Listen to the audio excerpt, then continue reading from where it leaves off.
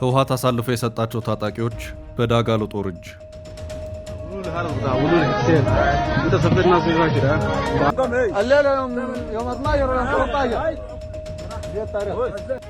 ጀነራሉ ቤተ መንግስት ገባው ሲሉ ድሮን ቀደማቸው።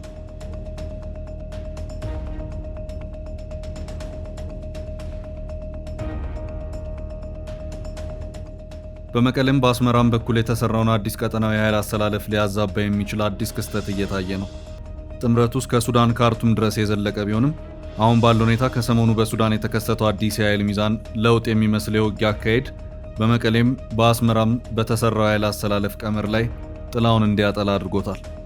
ህወሓትም ፕሬዝዳንት ኢሳያስም አሁን ባለው የአፍሪካው ቀንድ ያለየለት የኃይል አሰላለፍ ውስጥ የሱዳንን የእርስ በእርስ ጦርነት ከኢትዮጵያ ጋር በማስተሳሰር ከዚሁ ቀጠናዊ የኃይል አሰላለፍ ውስጥ ምን አይነት የጋራና የተናጠል ውጤት ይዘው እንደሚወጡም የየራሳቸውን ሂሳብ ሰርተዋል። በዚህ መሰረት በሱዳኑ የእርስ በእርስ ጦርነት እየተፋለሙ ከሚገኙት ጀነራል መሐመድ ሐምዳን ዳጋሎና ጀነራል አብዱልፈታህ አልቡርሃን የህወሓትና የፕሬዝዳንት ኢሳያስ ምርጫ ጀነራል አብዱልፈታህ አልቡርሃን ሆኗል። እናም በፊልሚያው የጀነራል አብዱልፈታህ ጦር በጀነራል ዳጋሎ ጦር መሸነፍ ወይም ከቀናው ደግሞ የድል የበላይነትን መጨበጥ በአስመራና በመቀሌ ፖለቲካ ላይ የራሱ የሆነ አሉታዊም አዎንታዊም ሚና የሚኖረው ይሆናል። መሃል ሲኤምሲ ዘመናዊ ኮምፓውንድ መኖሪያ መንደር በካሬ ከ73000 እስከ 98000 ብር ከድሪም ቢልደርስ ሪል ስቴት በ10% ቅድመ ክፍያ ባለ 1 መኝታ 73 ካሬ 720,000 ብር ቅድመ ክፍያ፣ ባለ 2 መኝታ 123 ካሬ 1.2 ሚሊዮን ብር ቅድመ ክፍያ፣ ባለ 3 መኝታ ከ136 ካሬ እስከ 192 ካሬ ከ1.3 ሚሊዮን ብር ቅድመ ክፍያ ጀምሮ አዘጋጅተናል። በ2 ዓመት ተኩል የሚረከቡት መኪና ማቆሚያ፣ ሳንድ ባይ ጄኔሬተር፣ መዋኛ ገንዳ፣ የልጆች መጫወቻ አለው። በ2 ዓመት ተኩል የሚረከቡት 100% ለሚከፍሉ 30% ቅናሽ። አሁኑን ይደውሉ። ስልክ 0964 2025 29 ድሪም ቢልደርስ ሪል ስቴት።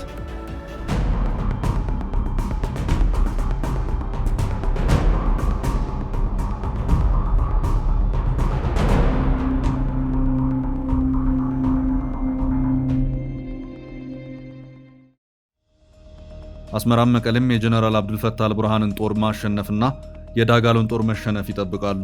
ይህ የሚጠበቀው እንደዚሁም ያለ ምክንያት ሳይሆን በተያዘው የጂኦፖለቲካ የኃይል አሰላለፍ ስሌት ነው። በዚሁ ስሌት መሰረት መቀሌም አስመራም የቀጠና ኃይል ሚዛን አቆጣጠራቸውን ካርቱም ላይ አድርገዋል። በአስመራና መቀሌ መንደር መሽቶ ሲነጋ ካርቱም እንዴት አደረች ማለት ግድ ብሏል።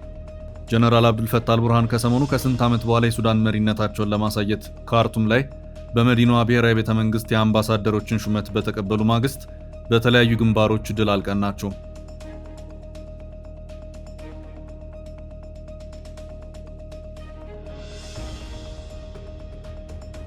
እስከ ዛሬ ድረስ ካርቱም በሰላም አድራ ውላ ነበር።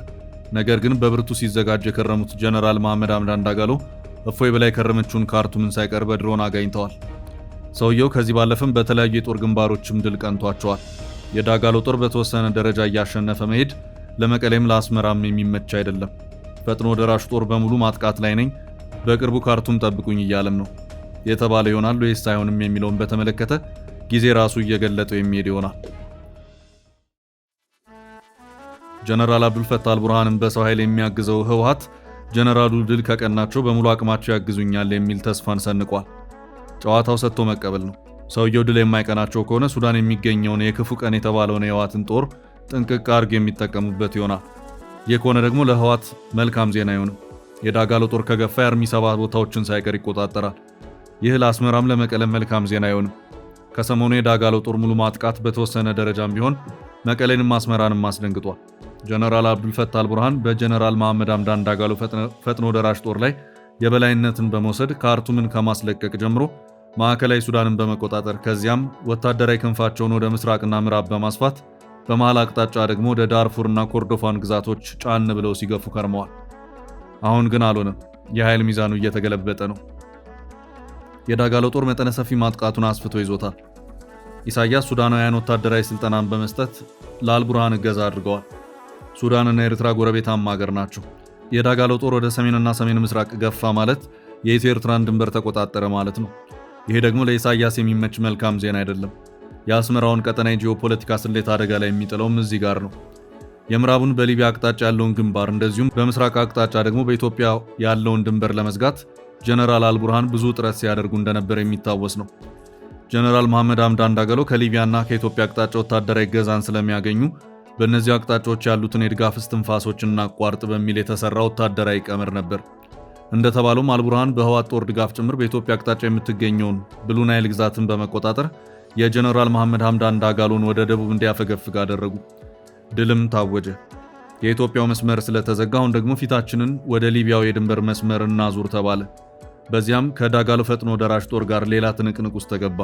የሱዳን ጦር በሱዳን ሊቢያ ድንበር ላይ ሲረባረብ የጀነራል መሐመድ ሐምዳን ዳጋሎ ፈጥኖ ደራሽ ጦር አዲስ ማጥቃትን በኢትዮ ሱዳን አቅጣጫ ባለችው ብሉ ናይል ግዛት በመክፈት አካባቢውን ተቆጣጠረ።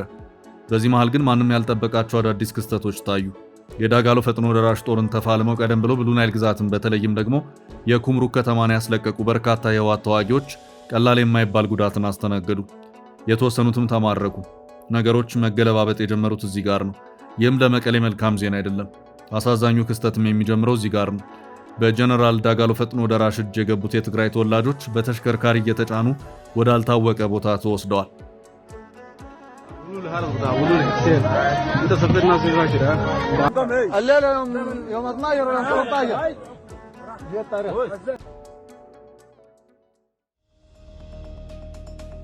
ጉዳዩ ከብዙ አቅጣጫ እያወያየ ነው። በዳጋሎ ፈጥኖ ደራሽ ጦር እጅ የገቡት የህወሓት ታጣቂዎች በእርግጥ በራሳቸው ፍቃድ የገቡ ናቸው ወይስ በህወሓትና በአልቡርሃን የውስጥ ስምምነት የሚለውን በራሱ ጥያቄ ሆኗል። ከህፃናት መብት፣ ከሰዎች ህገወጥ ዝውውር፣ በቀድሞ ዘመን እንደነበረ የሰው ልጅ እንደ ሸቀጥ ይዞ በገንዘብ መሸጥ፣ በሌሎች ሀገራት ጦርነት ውስጥ ጣልቃ መግባት እና የመሳሰሉት ጉዳዮች በብዙ መልኩ በመታየት ላይ ይገኛሉ። በዳጋሎ ጦር እጅ የገቡት የትግራይ ተወላጅ ኢትዮጵያውያን ለአቅመ አዳም ካልደረሱ ህጻናት ጀምሮ እስከ አዛውንቶች ባሉ የዕድሜ ክልል ውስጥ የሚገኙ ናቸው። በእርግጥ እስካሁን ባለው ሁኔታ በዚህ ጉዳይ ጀነራል አልቡርሃንም ሆኑ የህወሓት አመራሮች ያሉት ምንም ነገር የለም፣ እንዲሉም የሚጠበቅ አይሆንም። ሆኖም በዚህ ጉዳይ ትኩረታቸውን የሳባቸው ሰዎች ግን ጉዳዩን በቅርበት በመከታተል ላይ ይገኛሉ። በሱዳን ጦርነት ውስጥ በርካታ የተደራጁ ኃይሎች እንደገቡ ይነገራል። ከሊቢያ የሚነሱ ታጣቂ ኃይሎች ውግንናቸውን ለጀነራል መሐመድ ሐምዳን ዳጋሎ በማድረግ የአልቡርሃንን ጦር እየተፋለሙ መሆኑ ይነገራል።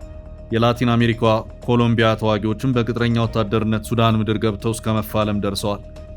ኮሎምቢያ ከአፍሪካዊቷ ሱዳንም ጋር እጅግ በራቀ ሌላ አህጉር ላይ የምትገኝ ብትሆንም ይህንን ጦርነት እንደ አንድ የገቢ ምንጭ የወሰዱት የሰዎች አዘዋዋሪዎች ግን ይህንን ማድረግ ችለዋል። በዚህም በጀነራል መሐመድ ሐምዳን ዳጋሎ ከሚመራው አርኤስኤፍ ጦር ጎን ተሰልፈው ሲዋጉ የነበሩ በርካታ የኮሎምቢያ ቅጥረኛ ወታደሮች የህይወትና የአካል ጉዳትን ያስተናገዱበት ሁኔታ ታይቷል።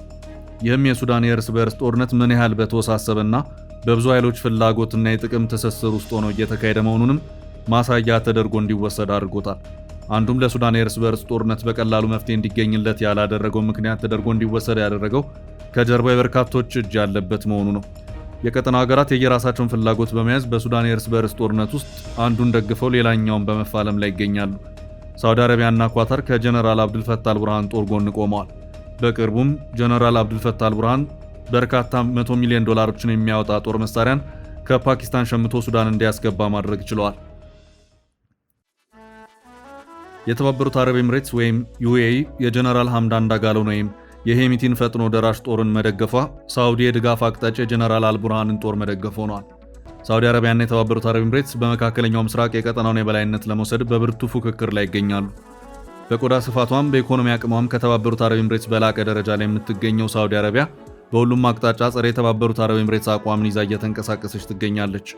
በሱዳን የእርስ በርስ ጦርነት ውስጥ ከሁሉም ሀገራት ቀድማ በመግባት የጀነራል መሐመድ ሐምዳን ዳጋሎን ጦር እየደገፈች እንደሆነ የሚነገርላት የተባበሩት አረብ ኤምሬትስ በእሷ በኩል ያለውን ድጋፍ በጀነራል አብዱልፈታህ አልቡርሃን ጦር ለመቀልበስ ሳውዲና ኳታር ለአልቡርሃን የጦር መሳሪያ መግዣ ቼክን ሰጥተዋል።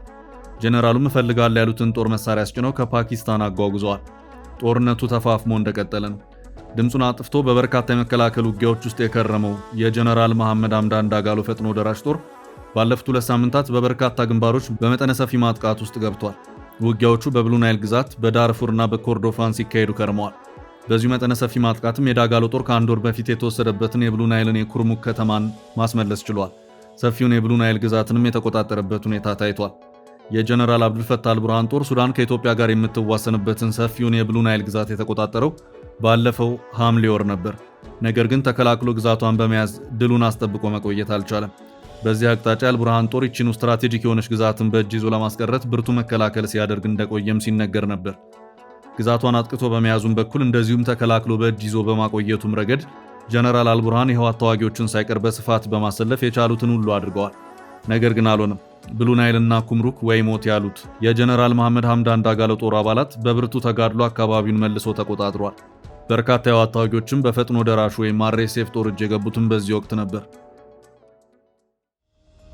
የዳጋሎ ጦር ተዋጊዎች በእጃቸው የገቡትን የህወሓት ተዋጊ ምርኮኞች ቀስ በቀስ በተለያዩ ማህበራዊ ሚዲያዎች እየለቀቁም ይገኛሉ። በተንቀሳቃሽ ምስል ወይም በቪዲዮ ደረጃ የሚለቀቁት እነዚሁ የተዋጊዎች መረጃ የበርካቶችን ትኩረት ስቧል። ከጀነራል አብዱልፈታህ አልቡርሃን ጦር ጎን ሆነው ሲዋጉ ከተያዙት የትግራይ ተወላጅ ኢትዮጵያን መካከልም ህፃናት፣ ወጣቶችና አዛውንቶች ሳይቀር ታይተዋል። የብሉ ናይል ፍልሚያ ብዙ ነገሮችን ያሳይ ሆኗል። የጀነራል አብዱልፈታህ አልቡርሃን ጦር ግዛቷን ለቆ ሲወጣ በተደራጀ መልኩ አልነበረም። ስልታዊ ማፈግፈግ የሚባለውም አልነበረም። ሽሽት አይነት የተበታተነ ማፈግፈግ ነበር። ይህ መሆኑ የዳጋሎ ፈጥኖ ደራሽ ጦር በተዋጊዎቹ ላይ ብዙ ጉዳት እንዲያደርስ ያደረገው መሆኑም ይነገራል። በዚህ አስከፊ ጦርነት ውስጥ ከተያዙት የህወሓት ተዋጊዎች በተጨማሪ ምን ያህሎቹስ ሞቱ፣ ለአካል ጉዳትስ ተጋለጡ የሚለውን ጉዳይ በተመለከተ የሚታወቅ ነገር የለም። በአጠቃላይ በዚሁ የብሉ ናይል ግዛት በተደረገው ውጊያ የእልቂት ጦርነት ነው የሚሉ መረጃዎች ሲወጡም ስለነበር በዚሁ አቅጣጫ የተሰለፈው የህወሓት ጦርም ቢሆን ቀላል ሊባል የማይችል ጉዳትን ያስተናገደ መሆኑም ይነገራል።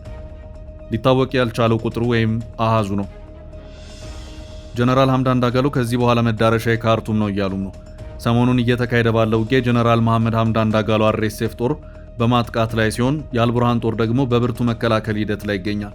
ቀደም ባሉት ወራት ደግሞ የዳጋሎ ጦር ፈጥኖ ደራሽ ወይም አርኤስኤፍ በብርቱ የመከላከል ውጊያ ውስጥ ነበር። ከሰሞኑ ያስመለሳትን የብሉ ናይል ግዛትን ማጥቶ የነበረው በነበረ የመከላከል ውጊያ ውስጥ የነበረ ሲሆን አዲስ በጀመረው መልሶ ማጥቃት ደግሞ ይችኑ ግዛት አስመልሷል። የዳጋሎ ጦር ማጥቃት ባለው የተጋጋለ ድል ታጅቦ ይቀጥላል ወይስ በአልቡርሃን ጦር ሌላ ዙር ማጥቃት ይቀለበስ ሲሆን የሚለውን በተመለከተ በሂደት የሚታይ ይሆናል።